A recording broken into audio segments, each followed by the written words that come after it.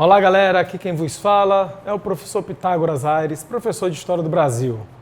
Qual é o tema da nossa aula de hoje? Hoje nós iremos analisar o processo abolicionista, um tema muito importante na preparação de todos vós para os vestibulares do Brasil afora, especialmente o Enem. Meus jovens, essa infame instituição chamada escravidão foi instituída no Brasil ainda ali nos primórdios da nossa colonização. Os primeiros cativos utilizados nas lavouras de cana no Brasil foram os indígenas, mas paulatinamente a gente vai ter a introdução do elemento africano.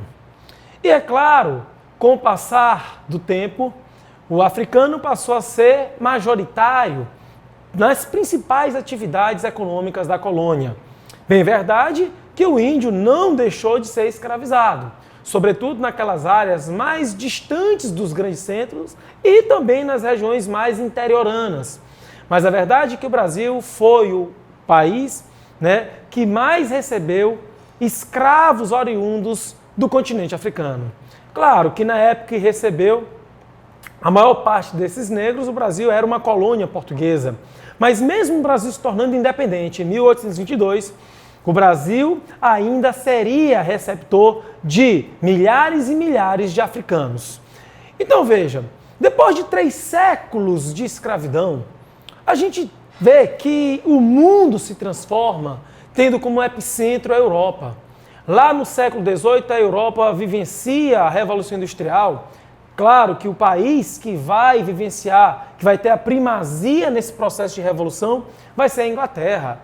Mas no século XIX, a indústria se instala em várias outras áreas da Europa e também do mundo, como, por exemplo, nos Estados Unidos, como no Japão. O mundo estava se transformando. A Revolução Industrial fez com que o capitalismo ficasse plenamente configurado.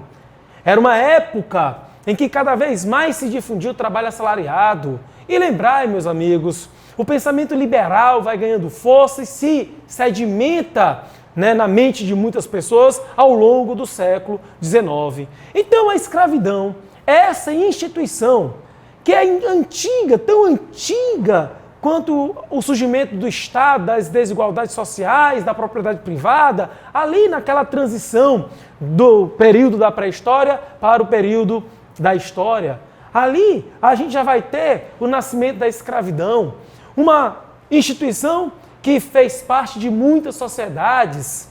Mas veja o que acontece, a gente está na idade contemporânea e cada vez mais a escravidão passa a ser algo visto como incompatível com os novos tempos, com aqueles novos ares da indústria, da ciência, do trabalho assalariado, da razão. E é interessante que o pensamento liberal, que vai defender direitos inalienáveis.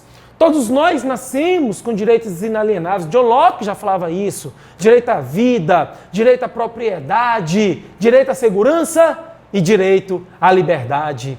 Então, cada vez mais pessoas embevecidas pelo pensamento liberal passam a ver a escravidão como algo desumano, algo cruel, algo imoral. E em vários cantos do mundo ocidental, a gente vai ver o emergir de uma campanha de opinião pública contra a escravidão. Contra a escravidão e também contra aquilo que alimentava essa escravidão na América, o tráfico transatlântico de escravos. E aí a gente chama a atenção a Inglaterra. A Inglaterra, que era a nação que liderava a Revolução Industrial, que no século XIX foi a nação mais hegemônica no planeta, a mais poderosa, que tinha um império que o sol nunca se punha.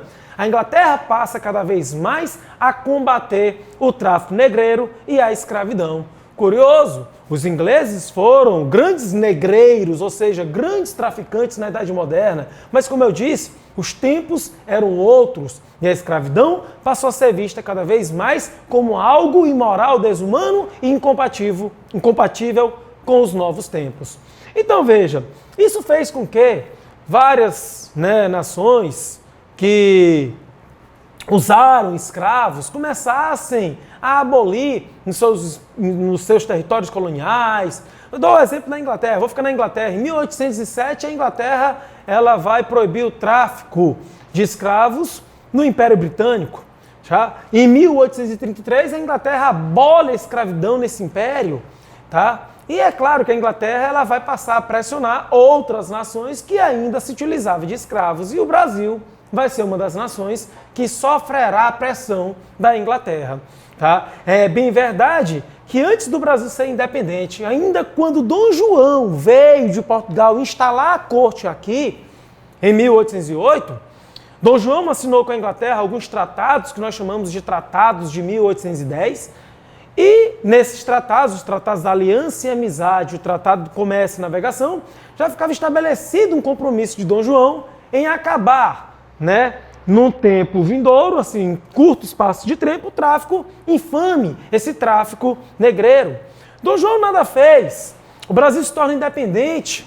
Dom Pedro I, nosso primeiro imperador, filho de Dom João VI, renova os tratados com a Inglaterra e se compromete em acabar com o tráfico. Mas nada é feito. A pressão inglesa é cada vez mais ostensiva, mais incisiva. E aí, em 1831, o governo brasileiro aprova uma lei que proibia o tráfico de escravos. Essa lei passou a ser chamada por muitos como lei para inglês ver. Por que razão? Porque essa lei de 1831 não trouxe nenhuma eficácia. O tráfico continuava. E não só continuava, estava aumentando, porque as lavouras de café estavam cada vez mais se expandindo. Então, meus jovens, a Inglaterra vai jogar pesado. Vai lançar uma lei chamada Lei Bill Aberdeen. A Bill Aberdeen. Mas antes de falar sobre a Bill Aberdeen, eu queria só mais uma vez pontuar que além das pressões externas, além do pensamento liberal, além da difusão da indústria no mundo, tá? A gente tem que destacar uma coisa. Os escravos foram protagonistas também. Um dos fatores que mais contribuem para a crise do escravismo e para o crescimento da campanha abolicionista vai ser a própria resistência dos escravos. Os escravos continuavam a resistir cada vez mais com afinco, cada vez mais aguerridos. Muitas vezes, quando a gente fala de processo abolicionista, a gente esquece aqueles que foram os principais protagonistas na luta contra a escravidão, os próprios escravos. Então, nesse slide está aí elencados os principais elementos que vão contribuir para o crescimento do movimento abolicionista, que vai envolver intelectuais, envolver elementos das camadas médias urbanas, até mesmo membros do Exército, principalmente depois da Guerra do Paraguai, que muitos líderes militares abraçam a causa abolicionista. Mas vamos lá. Em 1845, o governo britânico aprova uma lei que dava à marinha inglesa o poder de aprisionar qualquer navio negreiro. E curioso, os traficantes que fossem capturados fazendo tráfico de escravos, o tráfico de viventes, tá, seriam julgados de acordo com as leis britânicas. Isso acabou gerando, pessoal, uma tensão. Sabe por quê? Porque muitos navios brasileiros, navios negreiros, chegaram a ser aprisionados por navios britânicos. Inclusive, aprisionamento de navios brasileiros em águas nacionais, o que, de certa forma, feria a nossa soberania. Isso vai gerando um sentimento anti-britânico, o clima fica tenso. E o governo brasileiro tinha que tomar atitude. Meu irmão, de duas uma. Ou o Brasil declarava guerra à Inglaterra por ter sua soberania, certo, afrontada, ou o Brasil, de vez, punha um ponto final, acabando no tráfico de escravos da África para o Brasil. Então o governo brasileiro resolveu, até porque internamente a campanha abolicionista também ganhava força, em 1850 nós temos a famosa Lei Eusébio de Queiroz, a lei que acabava o tráfico transatlântico. Mas vejam, as lavouras de café continuavam a exigir braços. Uma das alternativas foi trazer escravos de áreas decadentes do Brasil, como o Nordeste, para alimentar essas lavouras em expansão, especialmente a cafeeira no Sudeste. Tá? Aumentou o tráfico inter e intraprovincial. beleza? O tráfico que a Lei Eusébio de Queiroz proibiu foi o transatlântico, não o tráfico interno. A verdade é que a partir daí em diante, cada vez mais ganha força a campanha abolicionista, uma campanha de opinião pública cada vez mais forte, e é claro, o governo brasileiro vai acabar respondendo ao clamor cada vez mais forte de setores sociais pelo fim da escravidão com uma legislação. E aí a gente tem algumas leis importantes, algumas normas importantes que vão libertando setores do escravismo. Lei do Ventre Livre, também chamada Lei Rio Branco, que foi aprovada, certo, em 1871, a partir da data, certo, da vigência da lei, 28 de setembro de 1871, toda criança que nascesse do ventre de um escravo seria livre, tá? Então a Lei do Ventre Livre tornava livre toda criança, na época chamava os filhos de escravos de ingênuos, todo ingênuo que nascesse a partir da promulgação dessa lei, 28 de setembro de 1871, seria considerado livre. Mas veja que essa lei não teve também grande eficácia. Por que razão, professor? Porque ficou estabelecido que essa criança ficaria sob os cuidados da mãe e, por conseguinte, do senhor até os 8 anos. Com 8 anos, o senhor da mãe desse ingênuo, dessa criança, teria uma dessas duas opções. Ou entregaria a criança ao poder público, recebendo uma pífia indenização, ou então ficaria usando os serviços dessas crianças até aos 21 anos. Então essa criança ficaria sob o cuidado do senhor, entenda o cuidado, né, até os 21 anos. E é claro que a maioria das crianças que nasceram pós-lei do ventre livre continuaram, certo, presas à fazenda a seus senhores. Beleza? Mas na frente, 1885, nós temos a Lei do Sexagenário, também conhecida como Lei Saraiva-Cotegipe. Uma lei que foi chamada de Lei da Gargalhada Nacional, porque foi uma piada, e diga-se passagem, piada de mau gosto, porque a razão liberta escravos acima dos 60 anos. Lembrando que boa parte dos escravos não chegava a essa idade, e os que chegavam normalmente estavam com sua saúde fragilizada. Então, libertar um setor que era pequeno dentro do universo de escravos e eram pessoas vulneráveis.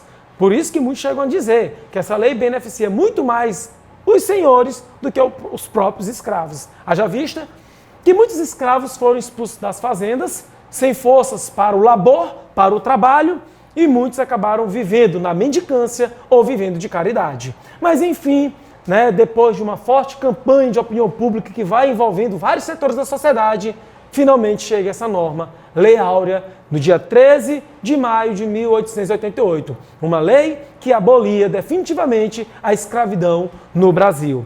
A lei só trouxe 2 artigos, como vocês acompanham aí na leitura. É declarada extinta desde a data desta lei a escravidão no Brasil. Artigo 2º, revogam-se todas as disposições em contrário.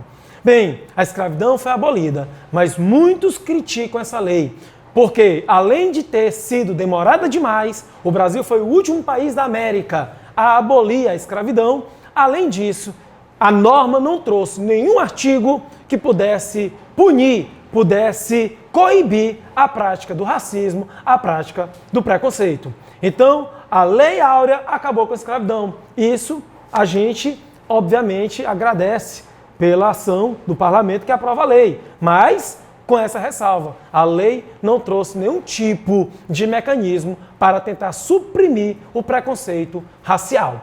Beleza, galera? Fica com Deus. Até a próxima aula.